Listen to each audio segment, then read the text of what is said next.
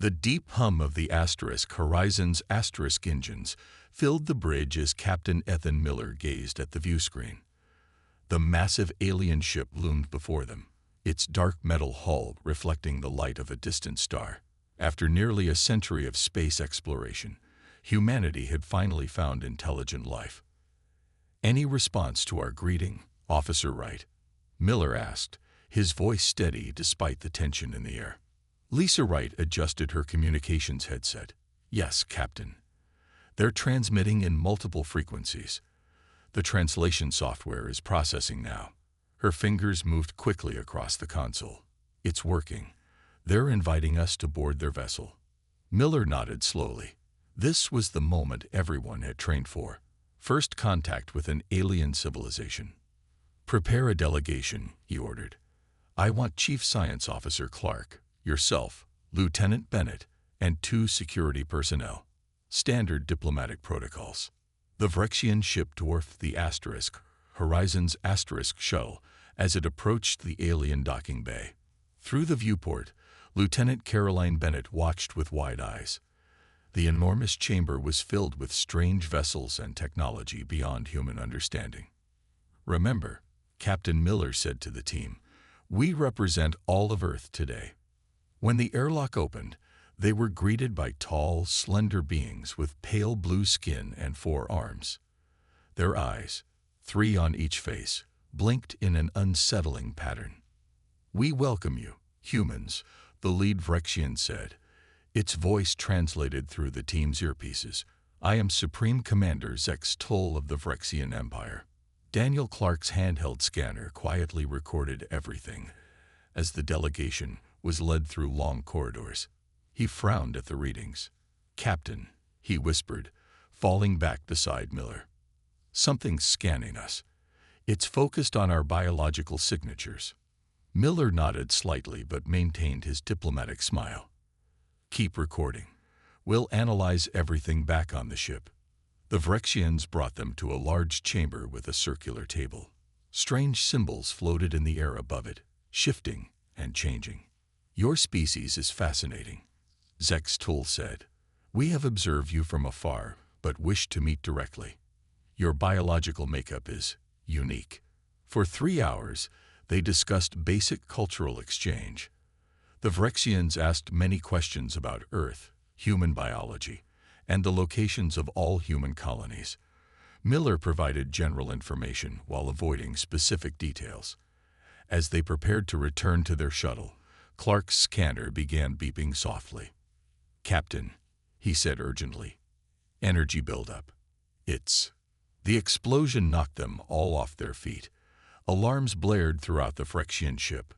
"What's happening?" Miller demanded, helping Lisa to her feet. Zex Toll's posture had changed. Its 3 eyes narrowed as it looked at the humans with cold calculation. "Your species possesses biological components necessary for our evolution," it said flatly. "Resistance is unnecessary. You will be processed efficiently." The 2 security officers reached for their weapons, but fell as blue energy beams struck them.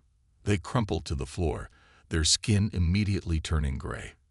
"Run," Miller shouted, pushing Bennett toward the exit. Chaos erupted. More Vrexians appeared, firing energy weapons.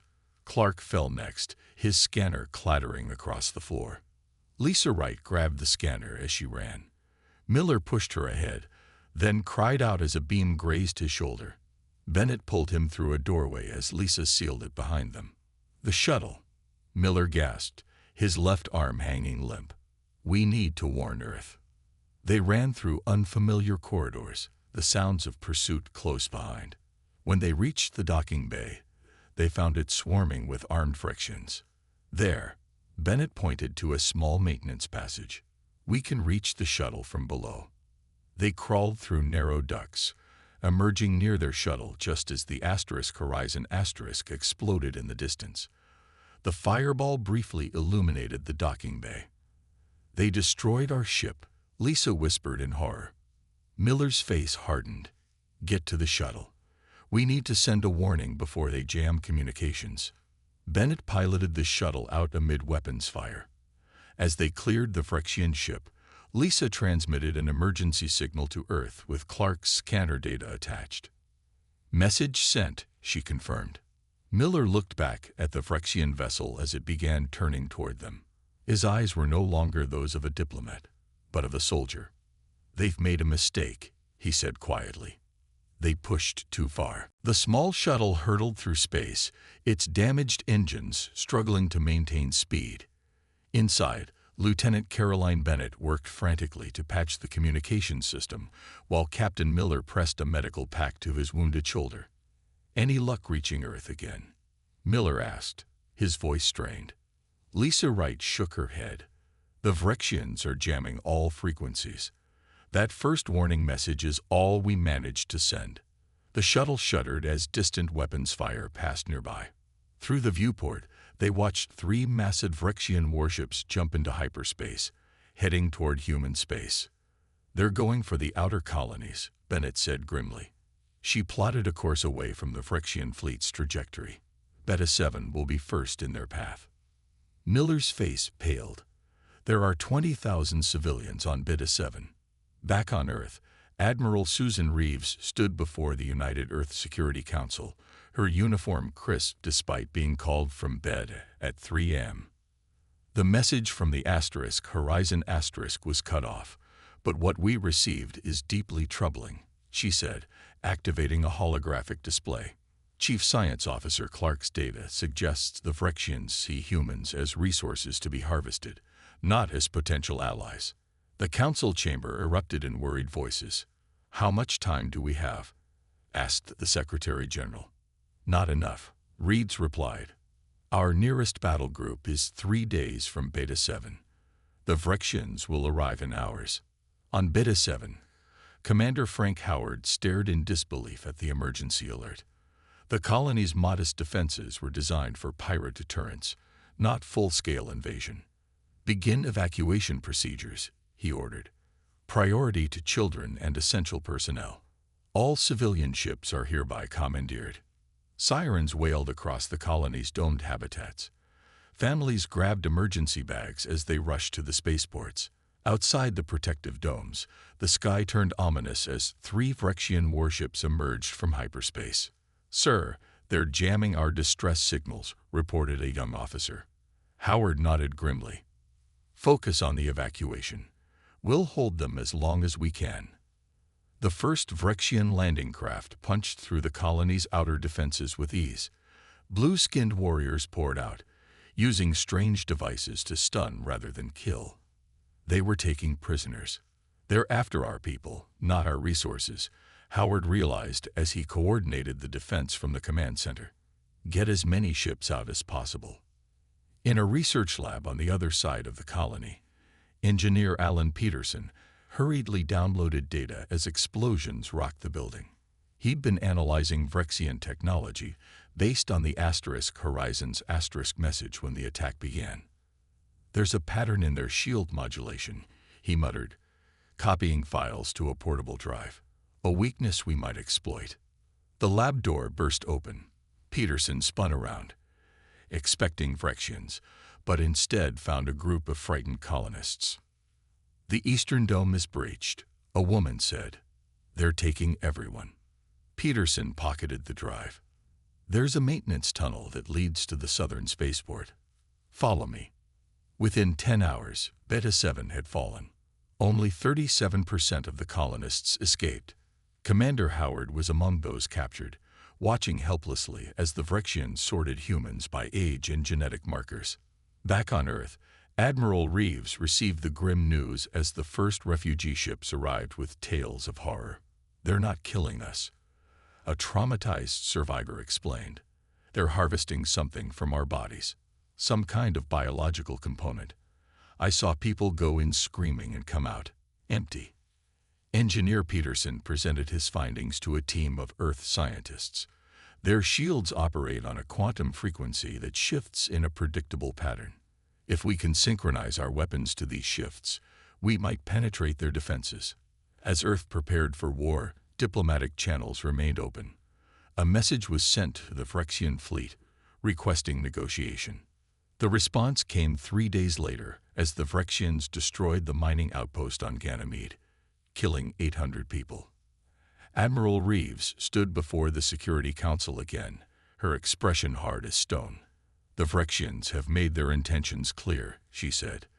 "They see us as cattle, as resources." She activated a holographic display of Earth's defensive capabilities. "It's time to show them that humanity will not go quietly to slaughter." In the council chamber, grim faces nodded in agreement. The Vrexians had pushed too far. Now they would learn what happened when humanity was backed into a corner. The last line of human defenses around Saturn crackled with nervous energy. 53 Earth ships formed a protective barrier between the advancing Vrexian fleet and the inner planets. Admiral Reeves stood on the bridge of her flagship, the Defender *, watching tactical displays with a grim expression. "They outnumber us 3-1, her executive officer said quietly. "Then we'll need to be smarter," Reeves replied. She opened a channel to all ships. "This is Admiral Reeves. The enemy will reach our position in 6 hours. Remember what we're fighting for. Remember Beta 7. In a secure laboratory beneath Geneva, Dr. Maria Gonzalez worked without sleep for the 3rd straight day. Surrounded by quantum equipment and holographic simulations, she fine-tuned her experimental technology.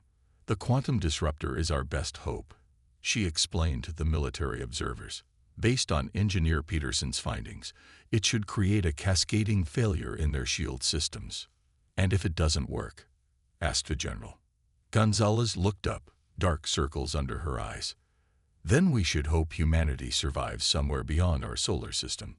On a stealth shuttle approaching the Vrexian fleet, Lieutenant Gregory Mitchell and his team prepared for a desperate mission. 6 soldiers, all volunteers, checked their specialized gear one final time. "We only get one shot at this," Mitchell reminded them. "Our job is to place these devices on the enemy command ships before the main battle. If we succeed, their communication network will collapse during the fight." One of the soldiers, a young woman barely 25, checked the timer on her explosive device. "And our extraction plan, sir?" Mitchell met her eyes steadily. "There isn't one." Back on Earth, Intelligence Officer Olivia Patel interrogated the only Vrexian prisoner captured alive. The alien sat across from her, 3 eyes blinking in that unsettling pattern. "Why are you harvesting humans?" Patel asked for the 3rd time. "What do you need from us?" The Vrexian tilted its head. "Your species possesses a rare genetic marker, a protein complex your scientists have not yet discovered. It allows for perfect neural interface with technology." Its mouth twisted in what might have been a smile. "We require it for our evolution." In the refugee camps spreading across Earth's surface, Major Kevin Phillips trained civilian volunteers for guerrilla tactics. News from the occupied colonies painted a grim picture: systematic roundups, processing centers, and stripped husks of humans returned as warnings. "The Vrexians think we'll break," Phillips told his Ractic fighters. "They expect us to surrender when they break through at Saturn. But humans don't surrender when our families are threatened. We fight harder." As the Vrexian fleet approached Saturn's rings, Lieutenant Mitchell's team successfully attached their devices to 3 command ships before being discovered. Alarms blared as they raced back to their shuttle. 2 soldiers fell to Vrexian weapons. Then 3. Mitchell and his remaining teammate reached the shuttle as enemy fire intensified around them. "Launch," Mitchell ordered as he pulled his wounded comrade aboard. The shuttle rocketed away from the Vrexian vessel just as security forces breached the airlock. On the Defender *, Admiral Reeves received Mitchell's transmission. "Devices planted, Admiral. 3 command ships tagged. Activation on your order." "Well done, Lieutenant. Return to base." Mitchell's voice was strained. "Not possible, Admiral. We're venting atmosphere and our engines are hit. But we can still serve the fight." The shuttle turned, accelerating toward the largest Vrexian vessel. For Earth.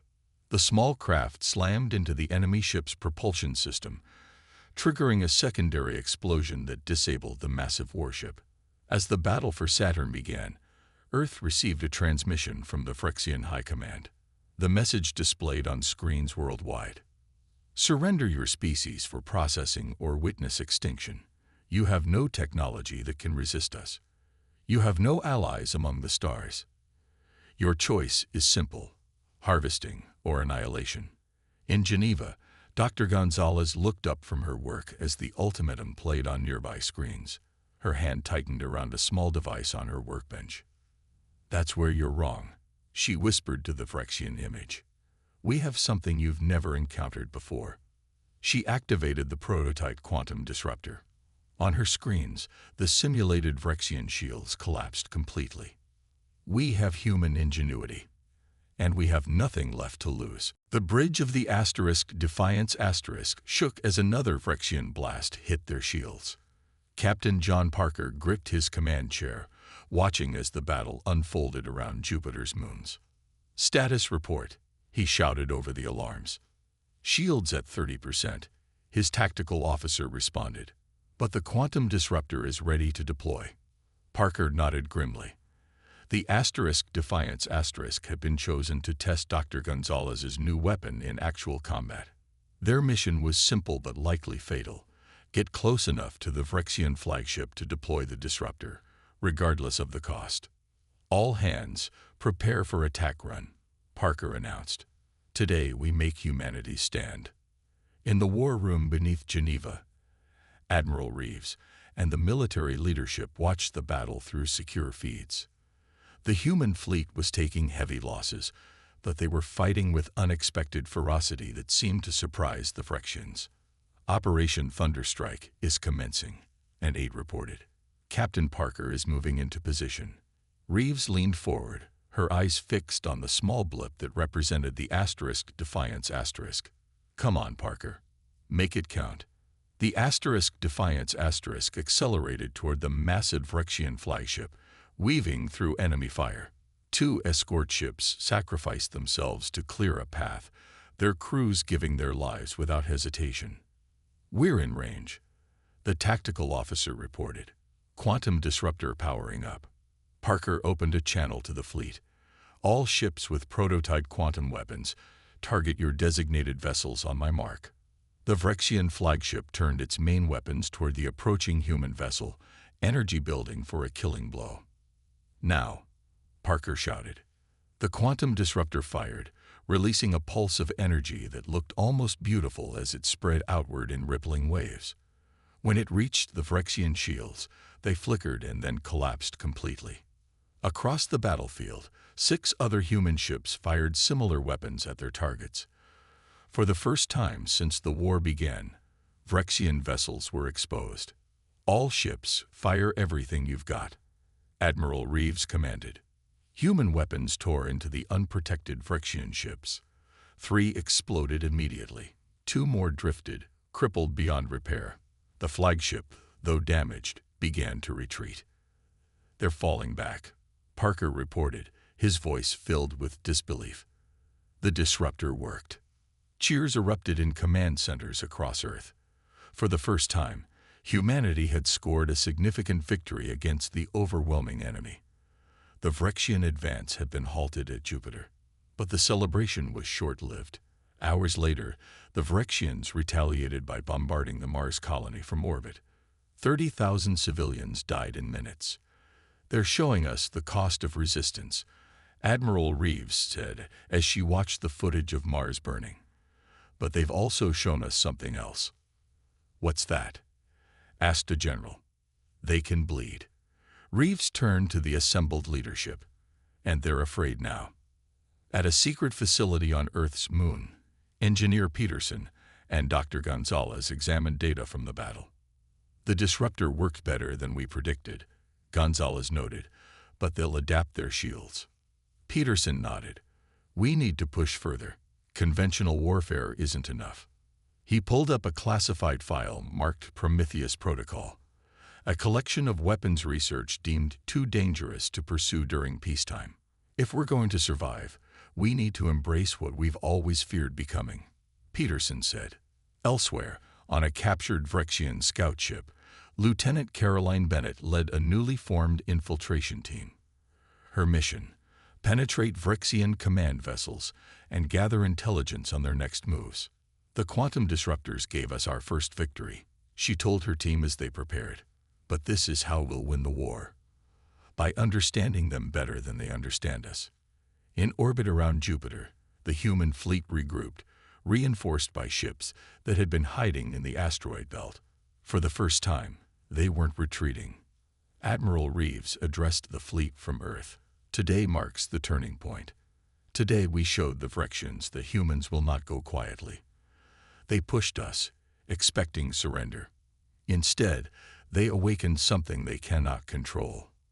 On the view screens of every human ship, tactical displays showed the next target: the Vrexian staging area in the outer solar system. Humanity was no longer on the defensive. Now, they would push back. Deep below the North American Defense Complex, Admiral Reeves stared at the classified files displayed on her screen. The Prometheus Protocol contained weapons research deemed too dangerous in peacetime: nanite swarms, genetic disruptors, and reality warping technology. Are we certain this is necessary?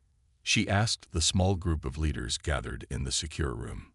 The president nodded grimly. The Vrexians have harvested over 3 million humans. Mars is gone. We're beyond conventional options. Reeves placed her palm on the scanner. Then God forgive us for what we're about to do. In the Lunar Research Facility, Engineer Peterson and Dr. Gonzalez worked alongside a team of scientists to combine their technologies. The quantum disruptor was just the beginning, Peterson explained, showing holographic models to the others. By merging it with these nanite delivery systems, we can attack their biology as well as their technology. Gonzalez looked troubled. This crosses lines we've always said we wouldn't cross. They crossed those lines first, Peterson replied, his eyes hard with the memory of his family on Beta 7. When they started harvesting humans, they forfeited any claim to mercy. On the edge of the solar system, Commander Bennett's infiltration team boarded a damaged Vrexian vessel. Moving silently through dimly lit corridors, they'd reached the ship's central computer core. Begin the download, Bennett ordered. We need everything: fleet movements, biological data, homeworld coordinates. As her team extracted the information, Bennett discovered something unexpected: internal communication suggesting disagreement among the Vrexians. Some questioned the human harvesting, arguing it violated ancient laws. There's discord in their ranks, she reported back to Earth. We might be able to exploit this. Major Kevin Phillips led a daring raid on a Vrexian processing facility on Europa, Jupiter's ice-covered moon. His guerrilla fighters moved efficiently through the complex, freeing hundreds of captive humans while planting explosive charges. What are they doing to these people? Phillips asked, looking at rows of humans in transparent pods, tubes drawing fluids from their bodies. A rescued scientist could barely speak through her tears. They're extracting something from our nervous systems, a protein that lets them interface directly with their biotechnology. Phillips helped her toward the escape vessels. Not anymore.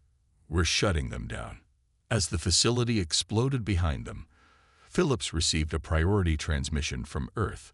Prometheus Protocol activated. All field commanders prepare for deployment of restricted weapons. Back on Earth, the first batch of enhanced weapons rolled off the assembly lines. Ships were retrofitted with technology that had been theoretical just weeks before. Soldiers received injections that would protect them from the coming storm. This morning, the President announced to humanity's remaining colonies, we implement Operation Nemesis. We are no longer fighting to survive. We are fighting to win. A battered shuttle arrived at the lunar base, escorted by fighter craft. Captain Ethan Miller, thought dead since the destruction of the Horizon Asterisk, stepped out with a handful of survivors. His left arm was gone, replaced with a crude prosthetic. We were held on a Vrexian research vessel, he explained to the stunned greeting party. We escaped during the Battle of Jupiter when their systems failed. In the briefing room, Miller revealed critical intelligence. They're more vulnerable than we thought. Their leaders are terrified of us now. The quantum disruptors showed them we can adapt faster than they can. He projected a star map showing the system 50 light-years from Earth. This is their homeworld. Their fleet is spread thin. They never expected to need defenses there. Admiral Reeves studied the map. How did you get this information? There are other alien species that have suffered from Phyrexian harvesting, Miller replied. Some were willing to help us once they saw we could fight back. As Earth prepared its counterattack, the first ships equipped with the Prometheus weapons departed the solar system. Humanity had moved beyond defense, beyond conventional warfare. In her lab, Dr. Gonzalez watched the ships launch, a vial of swirling minites in her hand. They wanted to harvest us like resources, she whispered. They never considered we might be predators instead of prey. The time for mercy had passed. Humanity was unleashing capabilities it had always feared to use on an enemy that had pushed them too far. The bridge of the newly commissioned UESC Vengeance hummed with activity as Admiral Susan Reeves took command. The massive warship represented humanity's full technological might, enhanced with systems derived from both the Prometheus protocol and captured Phyrexian technology. All ships report ready, Admiral, the communications officer announced. The fleet awaits your orders. Reeves surveyed the tactical display. 217 ships had gathered in deep space, the largest human fleet ever assembled. Many were crewed by survivors of destroyed colonies, people who had lost everything to the Phyrexians. Send the signal, she ordered. Operation Nemesis begins now. Across the fleet, quantum drives activated simultaneously. The ships vanished from their rally point, reappearing near the outer defenses of the Phyrexian Empire. On the Phyrexian homeworld, Supreme Commander Zex Toll received the alert with disbelief. Impossible. The humans cannot have reached our territory so quickly. A subordinate's 3 eyes blinked rapidly in distress. They've developed new drive technology. Our outer colonies are already under attack. Zex Toll rose from his command throne. Deploy the harvester fleets. Crush this human resistance once and for all. But the Phyrexian response came too late. The human fleet had split into 5 battle groups, each targeting different systems simultaneously. For the first time, the Phyrexians faced an enemy attacking on multiple fronts. Commander Caroline Bennett led the stealth insertion team onto the Phyrexian command station, orbiting their primary shipyard. Her squad moved silently through the corridors, planting devices at key junctions. These aren't explosives, one of her team whispered, looking at the small spheres they were attaching to walls. Something better, Bennett replied. Dr. Gonzalez's nanite disruptors. They'll target the Phyrexian neural implants directly. Once activated, the nanites spread through the station's air filtration system. Phyrexian officers collapsed as their biotechnology turned against them. Within an hour, the massive shipyard was under human control. Major Kevin Phillips led ground forces against a Phyrexian colony world where thousands of captured humans were being processed. The Prometheus-enhanced soldiers moved with deadly efficiency, their new armor making them nearly invisible to Phyrexian sensors. Free the captives, Phillips ordered as they secured the main facility, and download everything from their databases. Among the rescued prisoners was Commander Frank Howard from Beta 7, barely alive after repeated harvesting procedures. As medics stabilized him, he grabbed Phillips' arm. "They're afraid," Howard whispered. "I heard them talking. They never expected us to fight back like this."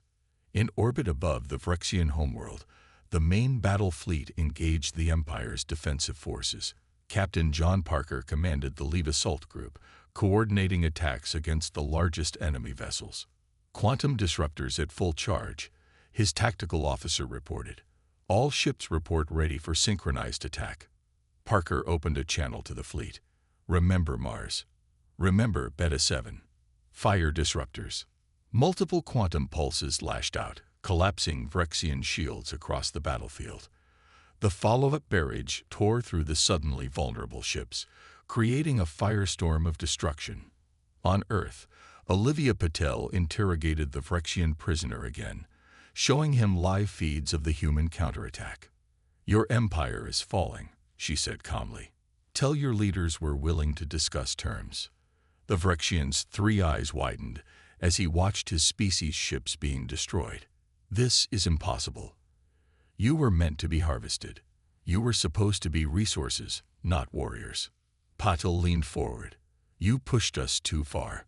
This is what happens when humanity stops holding back. In deep space, another Vrexian fleet rallied, preparing to defend their core worlds. But they hadn't anticipated Engineer Peterson's final innovation, a virus that spread through their neural networks, turning their biotechnology against them. As Vrexian ships began firing on each other, Admiral Reeves watched from the Vengeance with grim satisfaction. Send the message to all Vrexian worlds, she ordered. Surrender your harvesting facilities and release all human captives immediately, or face complete destruction. For the first time since the war began, the Vrexian Emperor himself responded. What do you want? He demanded, his image flickering on the view screen. Reeves' answer was simple. Justice. The Vrexian Emperor's palace shimmered with bioluminescent light as Captain Ethan Miller led the final assault team toward its central chamber. After weeks of fighting across the Empire, this was the last step in ending the war. Stay alert, Miller warned his team. Even cornered, they're dangerous. The palace defenses had largely been neutralized by Commander Bennett's infiltration team, who had planted nanite disruptors throughout the structure. Now Vrexian guards lay collapsed at their posts, their neural implants disabled. Miller touched the empty sleeve where his left arm had once been. This ends today. Admiral Reeves coordinated the operation from the Vengeance in orbit. On her tactical display, human forces had secured most of the Vrexian capital city. Captain, be advised, she radioed to Miller. Our sensors detect unusual energy readings near the throne room. Proceed with caution. In his underground laboratory on Earth, Engineer Peterson monitored the quantum signals from the Vrexian homeworld. Beside him, Dr. Gonzalez prepared the final phase of their plan. The quantum cascade device is ready, she reported to Admiral Reeves. Once activated, it will permanently disable all Vrexian biotechnology within the system. Peterson looked at her gravely. This will change them forever. Their entire civilization is built on this technology. They gave us no choice, Gonzalez replied softly. Miller's team breached the massive doors of the throne room. Inside, the Vrexian Emperor sat on a living throne of pulsing technology, surrounded by his cowering council. Humans, the Emperor said, his 3 eyes narrowing. You have violated the natural order. Lesser species are meant to serve the greater. Miller stepped forward. We're not here to debate. We're here to end this. The Emperor raised his 4 arms. You think you've won, but this is merely a setback. We have harvested for millennia before you. We will find other sources. No, Miller replied. You won't. Outside the palace, Major Phillips led a procession of freed human captives. Thousands walked through the alien streets, still bearing the scars of Vrexian harvesting procedures. Among them walked Commander Howard, helping those too weak to move on their own. Look at the sky, Howard said, pointing upward. Above the Vrexian capital, the human fleet had positioned itself in a precise formation. Energy began to pulse between the ships as Dr. Gonzalez's quantum cascade device activated. In the throne room, Miller received the signal. It's time. Admiral Reeves offers you one final chance to surrender unconditionally. The Emperor laughed, a harsh sound like grinding metal. We do not surrender to food. Miller nodded grimly and pressed a small device on his wrist. Activate the cascade. A wave of energy rippled outward from the human fleet, washing over the planet below. Throughout the capital, Vrexian biotechnology began to fail. The Emperor screamed as his throne dissolved around him, the living metal returning to inert matter. What have you done? He demanded, suddenly looking smaller without his technological enhancements. We've freed every species you've harvested, Miller answered. Your empire ends today. In orbit, Admiral Reeves watched as reports flooded in from across Vrexian space. Their ships were powering down, their weapons disabled, their very bodies rejecting the harvested technology that had defined their civilization. All human captives are being recovered, her executive officer reported. The Vrexians are offering complete surrender. Reeves nodded. Inform Earth. The war is over. 1 month later, representatives from a dozen alien species gathered on Earth to sign the Treaty of Geneva. The Vrexians, stripped of their biotechnology and confined to their homeworld, would remain under permanent surveillance by the newly formed Terran Protectorate. Admiral Reeves, now leading the Protectorate forces, stood beside Captain Miller at the memorial ceremony for the billions lost in the war. Was it worth it? Miller asked quietly. All the lives lost, the lines we crossed.